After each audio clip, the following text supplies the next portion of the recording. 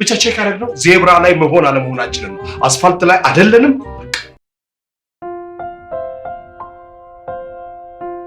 አንዳንድ ሰዎች ሲሄዱ ዝምታቸው ከንግግራቸው በላይ ይጮሃል።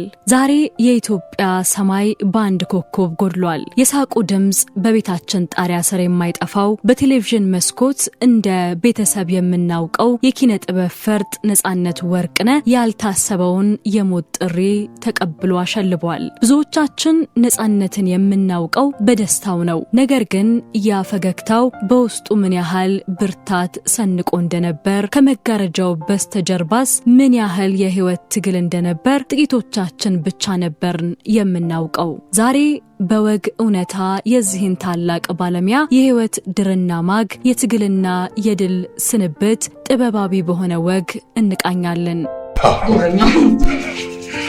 ስልኳን ዘውድ ሰጠችኝ አላችሁ?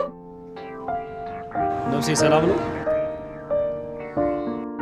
ነጻነት ለኢትዮጵያ ሲኒማ ተዋናይ ብቻ አልነበረም። እርሱ ታሪክ ነበር። በስክሪኑ ላይ ሲታይ ቃላትን ብቻ አልነበረም የሚናገረው፣ አይኖቹ ይናገሩ ነበር። ፈገግታው ይተረክ ነበር። ከሰርገኞቹ የዋህነት እስከ አባት ጽናት፣ ነጻነት በየትኛውም ገጸ ባህሪ ውስጥ ገብቶ ሲወጣ አሻራውን ጥሎ ያልፋል። በሚዲያ ታሪካችንም በኢቢኤስና በየመድረኩ ሲቀርብ ድርቅ ያለ ጋዜጠኝነትን ሳይሆን የሰውን ልብ የሚነካው ወግ አስለመደን። እርሱ ጥበብን የኖራት እንጂ የሰራው አልነበረም። ለዚህም ነው ዛሬ ሲለየን አንድ አርቲስት ሞተ ሳይሆን አንድ ወገን ተለየን የምንለው። ቤት ይቀርበኛል።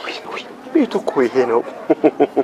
ከካሜራው ብርሃን በስተጀርባ ነጻነት የሶስት ልጆች አባትና የጠንካራ ትዳር ባለቤት ነበር። ለልጆቹ እርሱ ኮከብ ብቻ ሳይሆን መከታ ነበር። ነገር ግን ህይወት ሳቅን ብቻ አታድልም። ባለፉት ወራት ነጻነት ከባድ የጤና ፈተና ገጥሞት ነበር። እንደ መረጃ ምንጮች ከሆነ ይህንን ፈተና ለማሸነፍ እስከ ህንድ ሀገር ድረስ ተጉዟል። ለወራት የዘለቀው ያ የህክምና ትግል ነጻነት ለህይወትና ለቤተሰቡ ያለውን ጥልቅ ፍቅር ያሳየበት መስዋዕትነት ነበር። ብዙዎቻችን ነጻነት አገግሞ ይመጣል ብለን በጸሎትና በጉጉት ስንጠባበቅ ነበር። ወደ ሀገሩ ተመልሶ ህክምናውን ቢከታተልም በመጨረሻም ግን ህይወቱ በክብር አልፏል። ፈገግታው የብዙዎቻችን የቤት እንግዳ ነበር። በሳቁ ስቀናል፣ በጭንቀቱ ተጨንቀናል። በቴሌቪዥን መስኮት ደግሞ እንደ ቤተሰብ ቀርበነዋል። የተወዳጁ አርቲስት ነጻነት ወርቅነህ ከዚህ ዓለም በሞት መለየት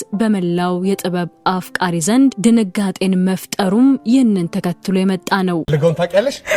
አዎ የሚፈልገውን ታውቂያለሽና ወዲያው ነው የምትሰጪው። ማን ነው ነጻነት ወርቅነህ ወደ ጥበቡ ዓለም ሲመጣ የኢትዮጵያ ፊልም ገና በጅምር ላይ ነበር። ብዙዎች በኮሜዲ ስራዎቹ ቢያውቁትም እርሱ ግን በትወናው ውስጥ ትልቅ ዲሲፕሊን ያለው ባለሙያ ነበር። ከሰርገኞቹ እስከ አባት፣ ከሞርዶቾ እስከ ታይታኒክ ነጻነት በየትኛውም ገጸ ባህሪ ውስጥ ገብቶ ተመልካቹን የማሳመን ልዩ ችሎታ ነበረው። እርሱ ለጥበብ ያለው ፍቅር ለብዙ ወጣት ተዋናያን አርአያ ሆኗል። አርቲስት ነጻነት ወርቅነህ በአካል ቢለየንም ጥሎን የሄደው አሻራ ግን ሞት አይበግረውም። በሶስቱ ልጆቹ በማይረሱ ፊልሞቹና በደግነቱ ሁልጊዜም ሕያው ነው። እኛም በወግ እውነታ ትዝታችን ለባለቤቱ ለልጆቹና ለመላው የጥበብ ቤተሰብ መጽናናትን እንመኛለን። የነጻነት ስራዎች ከጊዜው ጋር የማይደበዝዙ ከትውልድ ጋር የማይጠፉ የጥበብ ድልድዮች ናቸው። እናንተስ ከነጻነት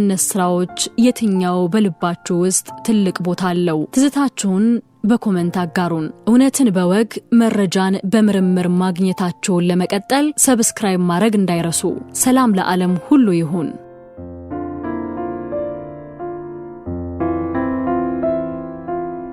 እሳት ድምጽ እንዴት